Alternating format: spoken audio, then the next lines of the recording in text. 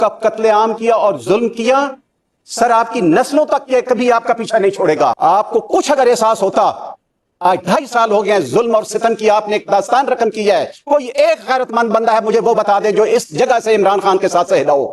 یہ پاپولیرٹی کسی نے پلیٹ میں رکھ کے نہیں دی، کوئی پنڈی سے آ کے نہیں آیا تھا کہ فلاں کا قلعہ مضبوط ہے۔ یہ پاپولیرٹی پاکستان کے عوام نے دی ہے اور اس بندے نے ارن کی ہے، وہ لوگوں کے دلوں میں رہتا ہے۔ آپ نے کہا تھا یہ برگر پارٹی ہے 2 ہفتوں میں ختم ہوگی۔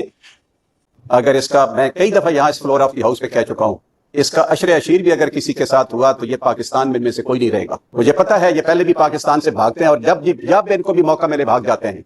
ان کی پاپولیرٹی ہے، پاپولیرٹی سر بزدلوں کی، بھگوڑوں کی نہیں ہوتی، ایماندار لوگوں کی اور بہادروں کی ہوتی ہے۔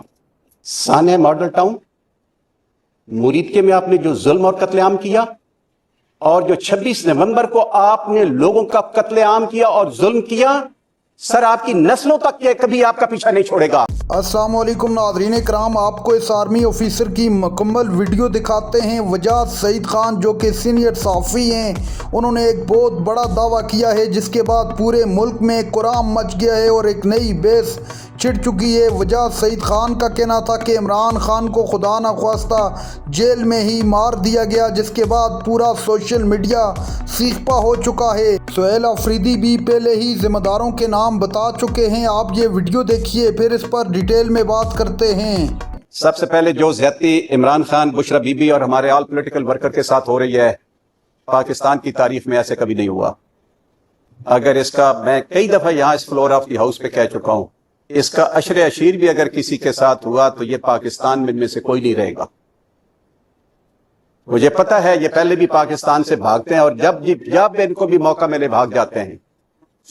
کسی بھائی نے پہلے کہا، اس نے کہا کہ ان کی پاپولیرٹی ہے، پاپولیرٹی سر بزدلوں کی، بھگوڑوں کی نہیں ہوتی، ایماندار لوگوں کی اور بہادروں کی ہوتی ہے۔ اور یہ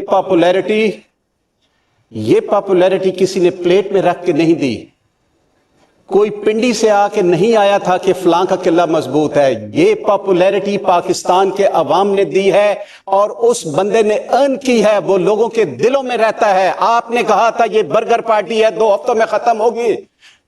آپ کو کچھ اگر احساس ہوتا، آج 2.5 سال ہو گئے ہیں ظلم اور ستم کی آپ نے ایک داستان رقم کی ہے، کوئی ایک غیرت مند بندہ ہے مجھے وہ بتا دے جو اس جگہ سے عمران خان کے ساتھ سہیلا ہو۔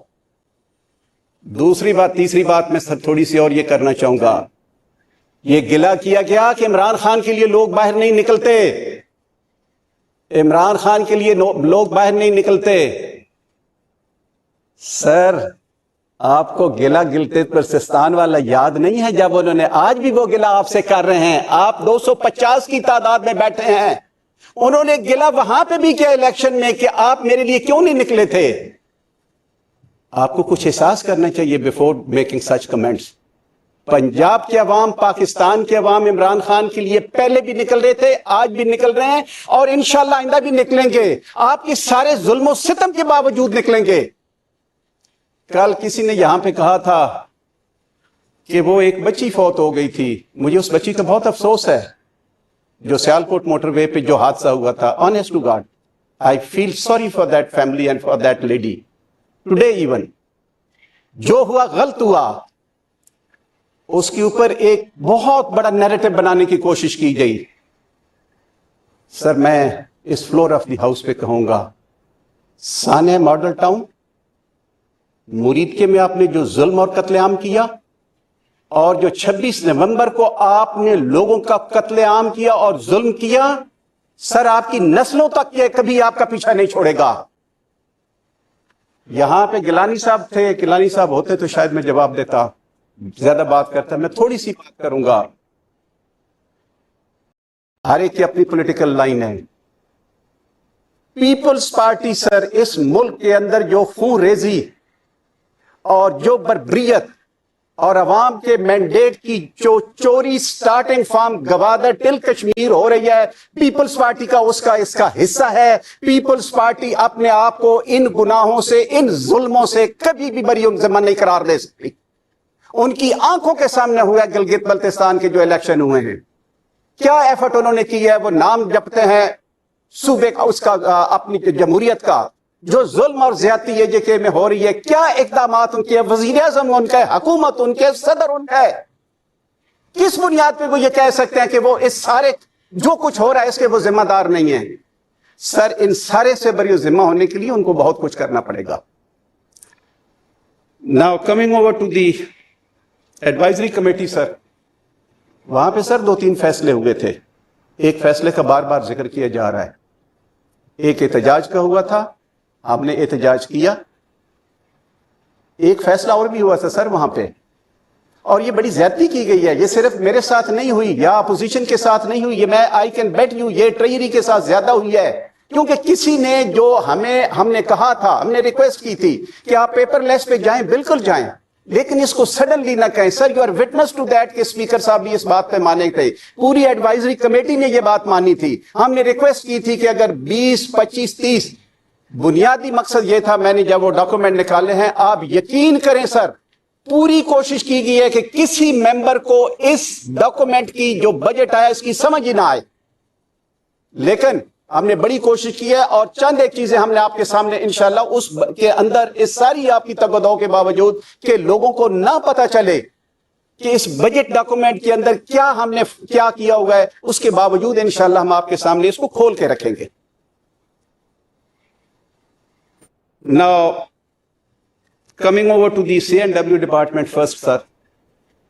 مجھے یقین ہے، اور میں یہ بالکل اسپیسیفکلی ایڈریس کر رہا ہوں، اگر آپ کو سر یاد ہو، یہاں بہت غصے میں آ جاتے ہیں آنریبل منسٹر.